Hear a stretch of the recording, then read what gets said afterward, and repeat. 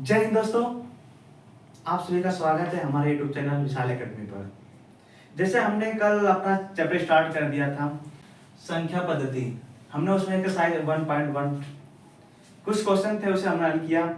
जिससे आप लोग से मुझसे एक गलती हो गई, जिससे मैं आप लोग को बोला कि कल हम लोग डिस्कस करेंगे एक्सरसाइज 1.2।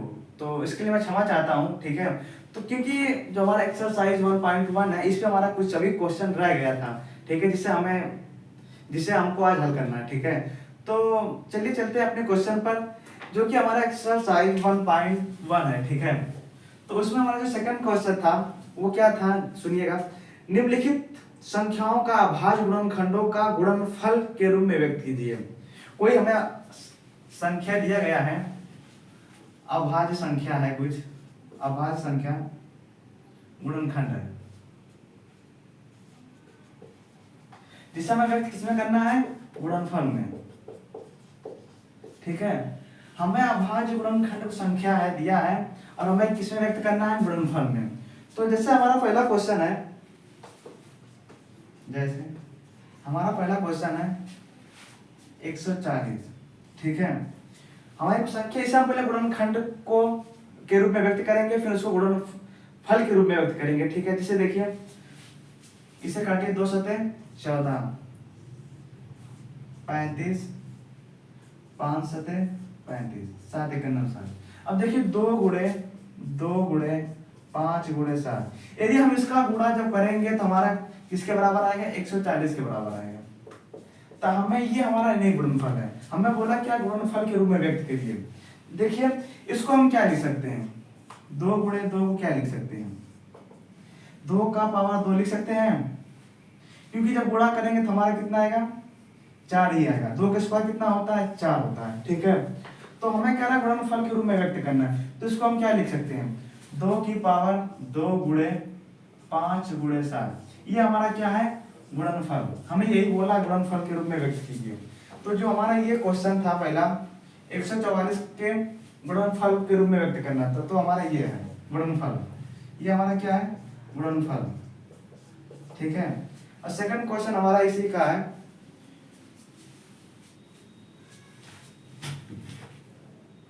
156, ठीक है। मैं कुछ और एग्जांपल लेता हूं, ठीक है, कुछ छोटा एग्जांपल लेता हूं। जैसे देखो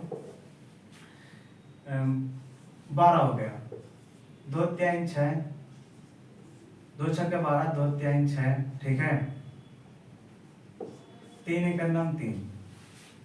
अब ये देखो जो हमारा ये है, ये हमारा क्या है, अभाज्य गुणनखंड है। इसको किस में व्यक्त करना है, गुणनफल के रूप में। तो हम देखो 2 गुणे 3, ठीक है। तो इसको हम क्या लिख सकते हैं, 2 की पावर 2 लिख सकते हैं, गुणे 3, ये हमारा क्या होता है, गुणनफल। ये हमारा क्या है, यही हमारा गुणनफल है।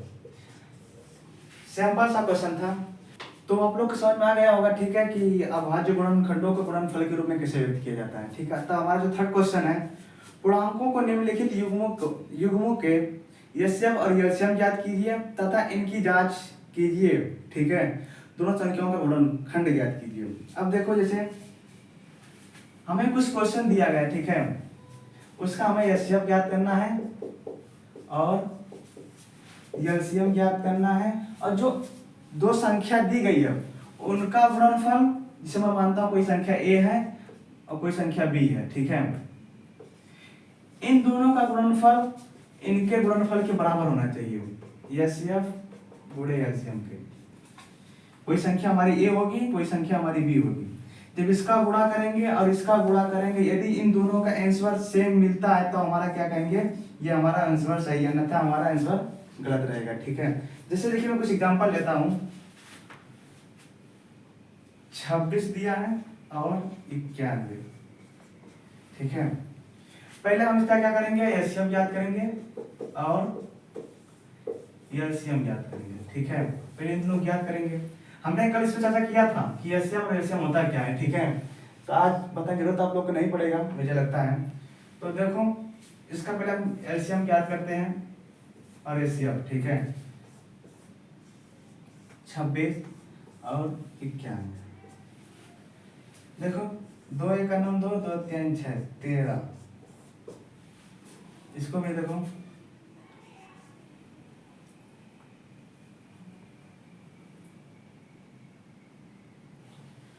तो देखो जिस हमने अब इस तरह एमसीबी काटेंगे, देखो 7 एक नम 7, 7 त्रिक का 21, फिर 13 से विभाजन हो जाएगा। अब हमें क्या, पहले हम एचसीएफ याद कर लें, फिर उसके बाद एलसीएम। ठीक है, एचसीएफ हमारा क्या होगा, देखो 26 बराबर 2 गुणे 13। ठीक है, 91 है, 7 गुणे 13। मैंने बोला क्या था, इसमें हम एचसीएफ हमारा क्या होता है, यदि जिसमें हमारा दोनों क्या हो, उभयनिष्ठ हो, एक ही संख्या हमारी क्या हो, दोनों हो, उसी को हम क्या बोलेंगे, एचसीएफ। इसलिए कि हमारे इसमें देखो 26 और 91 में हमारा उभयनिष्ठ क्या है, 13 है, जो कि दोनों में है, तो हमारा एचसीएफ कितना हो जाएगा, 13। हमें एलसीएम याद करना है। अब जो जिसे हम उभयनिष्ठ ले लेते हैं उसे हम एक बार लिखते हैं। ठीक है, जिसे हम कॉमन ले लेते हैं उसे हम एक बार लिखेंगे। तो देखो 2 गुणे 7 गुणे 13। ठीक है, ऐसा नहीं। अब इनका हम मल्टीपल कर देंगे तो हमारा क्या निकलेगा, एलसीएम निकलेगा। ठीक है, देखो 7 दूनी 14 गुणे 13, इसका गुणा कर दो, देखो 12 हो जाएगा, 3 एक 4 हो जाएगा। ठीक है, 4 और 1 कितना हो जाएगा, 2 8 1। जो हमारा एलसीएम होगा वो कितना हो जाएगा, 182। अब अगला उसका क्या बोला है, कह रहा है उन दो संख्याओं का गुणनफल, इन दोनों की संख्याओं का गुणनफल और एचसीएफ और एलसीएम का गुणनफल के बराबर होना चाहिए। यदि हम जब इसका दोनों गुणा करेंगे, जो संख्या हमारी आएगी, जब इन दोनों को हम गुणा करेंगे तो इसके बराबर आना चाहिए, तभी तो हमारा क्या है, आंसर सही है, नहीं तो हमारा आंसर गलत होगा। चलिए चेक कर लेते हैं। ठीक है, तो एक आपको फॉर्मूला बताऊंगा, इसे याद कर लीजिएगा। जब कोई संख्या पूछे कि इन दो संख्याओं का गुणनफल और एलसीएम और एलसीएम का गुणनफल, देखो जिसे मतलब मानो कोई संख्या ए है, कोई संख्या बी है, इन दोनों के एलसीएम पहले याद करेंगे, एलसीएम याद कर लेंगे। ठीक है, तो उससे पूछेगा इन दोनों का गुणनखंड और इन दोनों का गुणनखंड क्या हो, बराबर होना चाहिए। तो एक फॉर्मूला लिख लेना, ए गुणे बी बराबर एलसीएम एचसीएफ गुणे एलसीएम। इसे आप लोग को याद करने।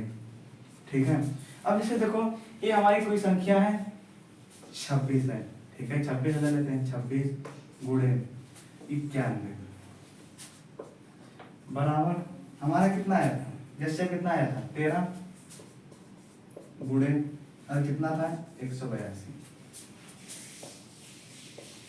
अब चलिए इन दोनों को मल्टीपल करते हैं, देखिए हमारा क्या आता है ना। तो 91 गुणे 26, 6 का नाम 6, 6 9 54 करेंगे, 2 एक नाम 2, 9 दूनी 18, 6 6 8 2 10 13, 2366। अब इसका मल्टीपल करते हैं। ठीक है, 13 का 182 मल्टीपल 3 दूनी 6, 8 3 का 24। ठीक है, 3 एक नाम 3, 3 2 5। ठीक है, कट गया 2 8 1 6 6 कितना, देखिए 23 66। अब देखिए हमारा इसका भी मान और इसका भी मान हमारा दोनों का है, इक्वल है, मतलब बराबर है। तो इसलिए कि हमारा ये क्या है, आंसर सही है। जो हमारा इसका आंसर था ये सही था, बस हमें इसी तरह हल करना था। सेकंड क्वेश्चन अपने तरफ लेता हूँ। ठीक है, जैसे देखो 21 लेता हूँ, 21 और 24। ठीक है, चला। तो जैसे देखिए हम अब सेकंड क्वेश्चन हमारा क्या है, 20 और 30। ठीक है, तो इसका हम निकालेंगे क्या, एचसीएफ और एलसीएम निकालेंगे। ठीक है, चलिए निकालते हैं, पहले इसका गुणनखंड करते हैं। 30 देखो 10 5 1। ठीक है, 30 का लेते हैं, 23 15 3 5। अब देखिए यहाँ पर हमें 20 बराबर हम 2 गुणे 5, ठीक है। 30 को ले लेते हैं 2 गुणे 3 गुणे 5। अब देखिए हमारा इसमें 5 भी कॉमन है और हमारा क्या है 2 भी उभयनिष्ठ है, 5 भी उभयनिष्ठ है और हमारा 2 भी उभयनिष्ठ है। तब हम इन दोनों को लेंगे, ठीक है। जो हमारा होगा एलसीएम तो हमारा कितना होगा 2 गुणे 5 कितना हो जाएगा 10। ये हमारा क्या होगा एलसीएम। सेकंड, अब मैं एलसीएम देखो, जिसको उभयनिष्ठ एक बार ले लेते हैं उसको हम एक बार लिखते हैं, ठीक है। 2 को लिए तो हम 2 को एक बार लिखेंगे, फिर यहाँ पर 2 है 2, फिर 3, फिर 5। देखो 2 दूनी 4, 12, 12 25 60, ठीक है। तो हमारा क्या हो जाएगा एलसीएम 7 हो जाएगा। अब हमें चेक करना है कि हमारा आंसर सही गलत है, ठीक है। तो हमें बोला भी था कि इन दोनों संख्याओं का गुणनखंड और एलसीएम और एलसीएम का गुणनखंड को का इक्वल होना चाहिए, ठीक है, बराबर होना चाहिए, तभी मानेंगे हमारा क्या है आंसर सी था, हमारा आंसर क्या है गलत है। तो चलिए चेक करते हैं, ए गुणे बी बराबर एचसीएफ और एलसीएम। ए हमारा क्या है 20, बी कितना है 30 बराबर हमारा कितना है देखो 10 गुणे 7। अब इसका हम मल्टीप्लाई करेंगे हमारा कितना आएगा 600 आएगा, इसका जब मल्टीप्लाई करेंगे हमारा कितना आएगा 600। ये हमारा क्या होता है आंसर होता है। आपको पेपर में इसी तरह लिखना है, ठीक है, इसी तरह आप क्वेश्चन को हल करना है। तो आप लोग को समझ में है कि नहीं, मैं आप लोग कुछ क्वेश्चन दे रहा हूँ, आप लोग हल करिएगा, ठीक है। क्योंकि पहला क्वेश्चन दूसरा दोनों क्वेश्चन को मिला के देंगे, ठीक है।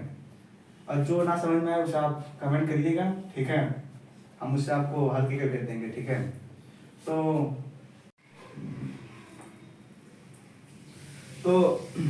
जैसे कि हमने अपना जो एक्सरसाइज 1.1 था, हमने तीन क्वेश्चन कंप्लीट कर चुके हैं, ठीक है। उसमें से आज मैंने 2 क्वेश्चन हल कराया, ठीक है। उन दोनों क्वेश्चन का ये हमारा क्वेश्चन था, ठीक है, जिसे आप लोग को हल करना है। और जो इसमें से कोई भी क्वेश्चन आपको समझ ना आए तो आप कमेंट करिएगा, ठीक है। तो आप लोग इसको स्क्रीनशॉट ले लीजिए, ठीक है।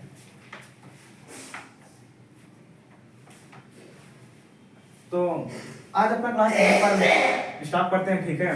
क्योंकि थोड़ा पढ़ना चाहिए, अभी एग्जाम 3 महीने हैं, ठीक है। थोड़ा पढ़ो, ठीक है, ज़्यादा प्रेशर बनाने की जरूरत नहीं है, ठीक है।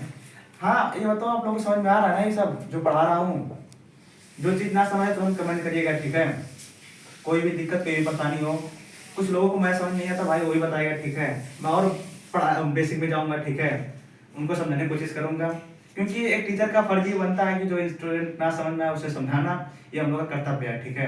तो जो भी कुछ भी क्वेश्चन हो, कोई भी क्वेश्चन हो, आपके जो सिलेबस में है, आपकी बुक में जो भी क्वेश्चन आपको समझ नहीं आ रहा है तो आप कमेंट करिएगा और उस क्वेश्चन को सेंड करिएगा, ठीक है। उससे मैं समझाने की कोशिश पूरा करूँगा, ठीक है। तो कल फिर तैयार रहिएगा आप लोग। तो कल मिलते हैं शाम को 6 बजे, ठीक है। आप लोग क्लास डेली चलेगा, ठीक है, चिंता करने की जरूरत नहीं है। और संडे को मैं आप लोग को कुछ इंपॉर्टेंट क्वेश्चन पर चर्चा करूंगा, ठीक है। तो आप लोग तैयार रहिएगा संडे को शायद आफ्टर टाइम में, ठीक है, उसमें हम चर्चा करेंगे इंपॉर्टेंट क्वेश्चन, ठीक है। तो आप लोग तैयार रहिएगा, कल मिलते हैं शाम को 6 बजे। जय हिंद, जय भारत।